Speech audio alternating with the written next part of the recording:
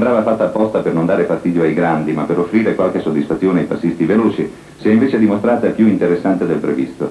Non tanto per i 17 secondi persi da Adorni nei confronti di Merckx, Ritter, Van den Bosch, Gimondi e Ziglioli, né per il minuto circa perso da Bitossi e da Dancelli, quanto per la vivacità e l'agonismo messo in mostra proprio dai migliori in corsa. Dall'inizio alla fine dei 175 km che separano Francavilla al mare da Loreto è stato un susseguirsi di tentativi di fuga che hanno visto impegnati prima uomini di secondo piano, poi addirittura i primissimi della classe. A 20 km dall'arrivo lo stesso Merckx insieme a Van den Bosch ha tentato il colpo a sorpresa parato da Gimondi grazie all'aiuto di Zandegù. Nel tratto finale poi scatti a ripetizione di Peterson, Ziglioli e Godefroot fino a giungere a quello decisivo di Maria Miguel Lasa, 23enne spagnolo, sul quale Merckx mandava il compagno di squadra Wiesmann. Lasa teneva duro sino alla fine nonostante il gruppetto degli immediati inseguitori pigiasse a fondo sui pedali per distanziare sempre più gli attardati Dancelli e Bitossi.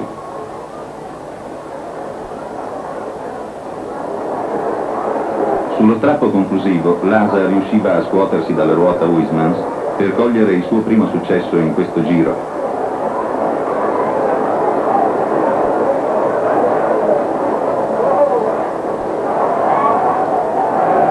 Nella volata per il terzo posto, Godefroot aveva la meglio su Merckx, Van den Bosch, Ziglioli e gli altri del gruppetto.